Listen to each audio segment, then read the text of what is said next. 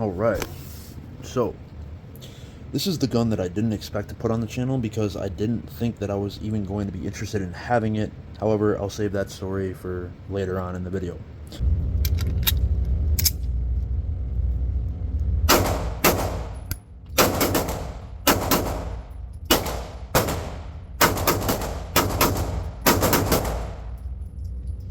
Let's go ahead and unbox this. We get owner's manual, warranty card, the whole nine, sticker, cool. What do you get? You get the gun, one magazine, it's a 12 round, 10 with a base plate extension that helps you for your pinky, so you don't have to do the English teacup thing. The gun is clear, by the way. And then you get, the lock that no one uses, and then some hardware for your optics mounting stuff, and this plastic insert. That's it. What can you really expect for just shy of 300 doll hairs, right?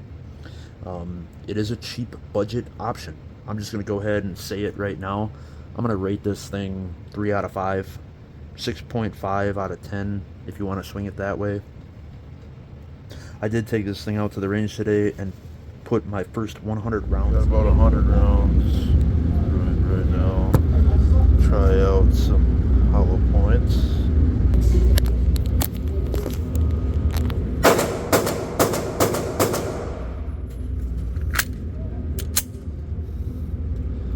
how it goes here. Actually not bad. A little more of a thumping recoil, but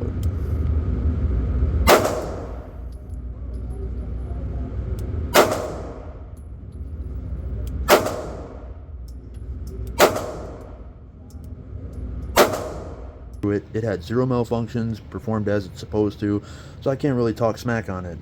It does the job. So far, at least. So far, so good. I ran some carry ammo through it, some hollow points. They're the Sierra, these guys right here. Nothing too fancy or special. And then I ran some 115 and some 124 Blazer through it. Zero malfunctions. The gun is snappy, though. It is very snappy, and that is something that I want to kind of iterate or emphasize, because there are a lot of micro compacts in its class a little more shootable than the Ruger MAX-9. Let's go ahead, take it out of the box, throw all this aside here. So a quick story for you guys, you can fast forward through this, but how did I end up with this gun? Well, I have a Ruger LCP Max that I purchased earlier this year. You guys have probably seen it on the channel if you watch my stuff.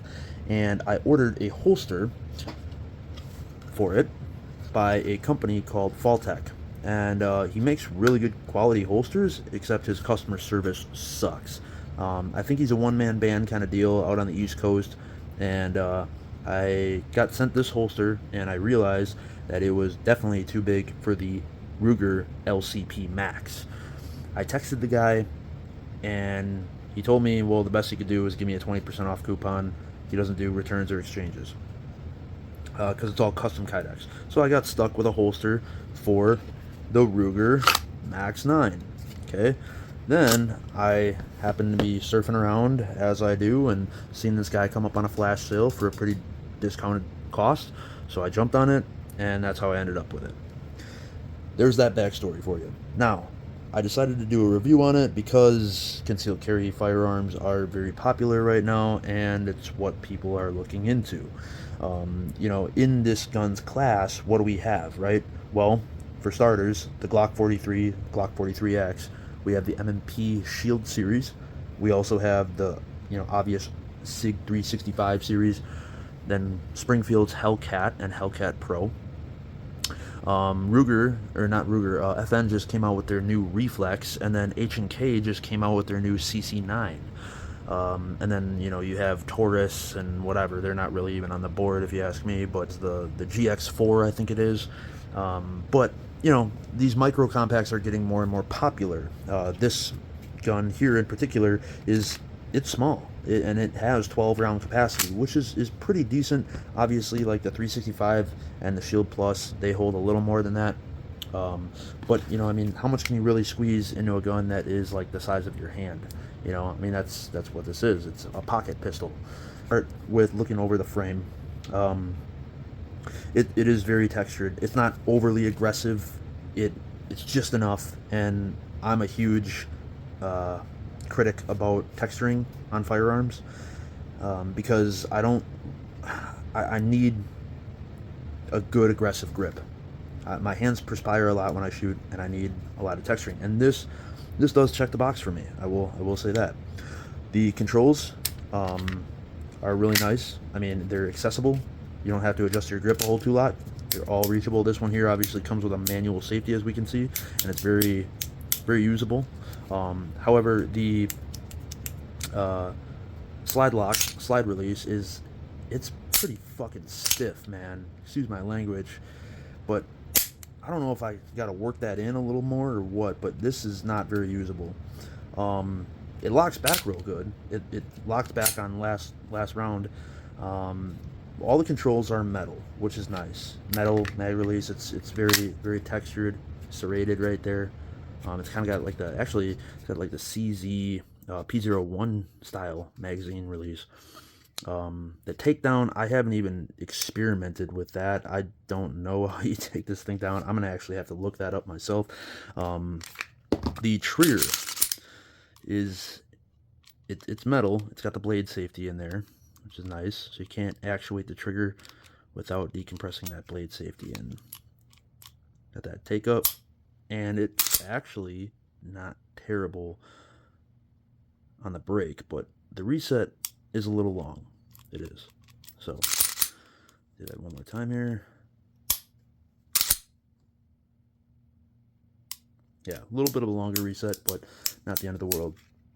I like how they put some texturing here on the front of the trigger guard as well. There is no accessory rail slot for a light or a laser, but you know, you don't really need that on a gun like this. This is more of like a personal defense gun, rather than a gunfight gun, and we've talked about the difference between that multiple times. So the slide, I will give them a huge thumbs up for the slide serrations. They are super usable. They're real nice and spread out, and they're really easy to actuate. You can't miss them when you're racking the slide and running, you know, press checks and stuff.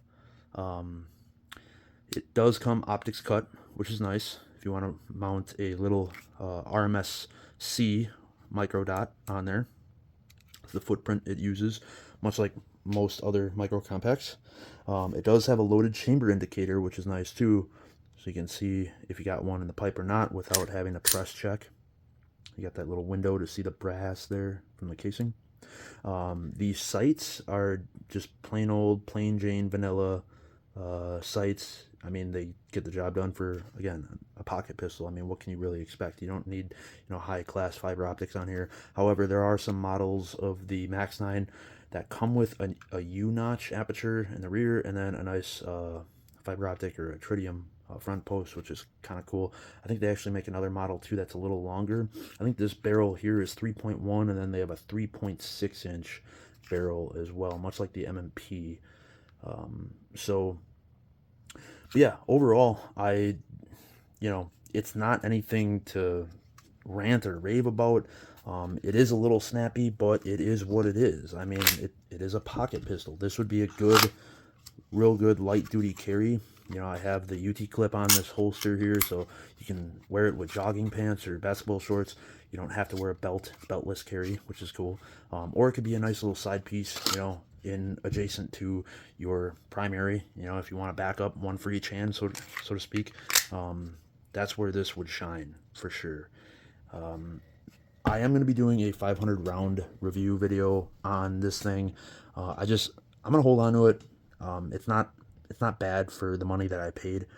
You know, if it were anything over around the 300 market, I wouldn't even have gotten in bed with it, because there's much more available on the market for the money other than this. I'm a big M&P guy. I love the Shield series, but I will say, like, I got a special place in my heart for Ruger stuff too. So, you know, this is American made stuff, tried and true, and it works. It gets the job done for sure. So Let me know down in the comments what you guys think of it. I hope this video was helpful, and hope you guys stay tuned for the 500 round video that we drop here probably in the next couple weeks or so. Until the next video, you guys stay healthy, stay happy, stay ready. We'll catch you in the next one.